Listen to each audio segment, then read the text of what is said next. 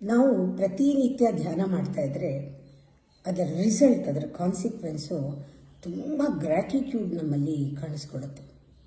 ನಾವು ಯಾರನ್ನು ನೋಡಿದ್ರೂ ಚಿಕ್ಕದಕ್ಕೆ ನಮ್ಮ ಗ್ರ್ಯಾಟಿಟ್ಯೂಡ್ ತೋರ್ಸೋಕ್ಕೆ ಶುರು ಮಾಡ್ತೀವಿ. ಮುಂಚೆ ಹಂಗಿರಲ್ಲ. ಧ್ಯಾನ ಮಾಡಿದಾಗಲೇ ಅದು ಆ ಕ್ವಾಲಿಟಿ ಬರೋದು. ಏನು ಮಹಾ ಇಷ್ಟು ಮಾಡಿದ್ದಾರೆ, ಒಂದು ಪೆನ್ಸಿಲ್ ಕೇಳಿದ್ರೆ ತಂದು ಕೊಟ್ಟರು, ಏನು ಒಂದು ಲೋಟ ನೀರು ಕೇಳಿದ್ರೆ ತಂದು ಕೊಡೋಕ್ಕಾಗಲ್ವಾ? ಈ ಥರ ಮಾತಾಡ್ತಿದ್ದವರು ಮೆಡಿಟೇಷನ್ ಆದಮೇಲೆ ಅಪ್ರಿಷಿಯೇಟ್ ಮಾಡೋಕ್ಕೆ ಶುರು ಮಾಡ್ತಾರೆ. ಅವ್ರ ಪ್ರೆಸೆನ್ಸ್ ಆಫ್ ವರ್ಕ್ನ ಅಪ್ರಿಷಿಯೇಟ್ ಮಾಡ್ತಾರೆ, ಅಕ್ನಾಲೇಜ್ ಮಾಡ್ತಾರೆ. ಸಿಂಪಲ್ ಥಿಂಗ್ಸ್ನ, ಗೆಸ್ಚರ್ನ ನಿಜವಾಗ್ಲೂ ರೆಕಗ್ನೈಸ್ ಮಾಡ್ತಾರೆ. ಈ ಥ್ಯಾಂಕ್ಫುಲ್ನೆಸ್ ಅನ್ನೋದು ಅದು ಕಂಟಿನ್ಯೂಸ್ ಆಗಿರುತ್ತೆ, ಯಾವಾಗಲೂ ಒಂದೊಂದು ಸತಿ ಅಲ್ಲ.